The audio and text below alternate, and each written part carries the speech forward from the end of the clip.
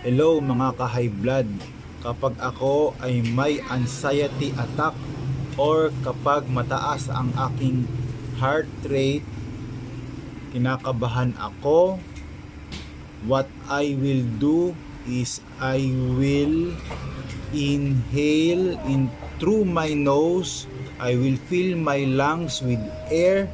I will inhale as deep as I can, and I will exhale through my nose as long, as slowly as I can hanggang ma-empty ko ang aking lungs, and I will repeat it several times. Inhale, exhale hanggang sa kumalma na ang puso ko or ang aking heart rate and mawala na ang aking anxiety attack.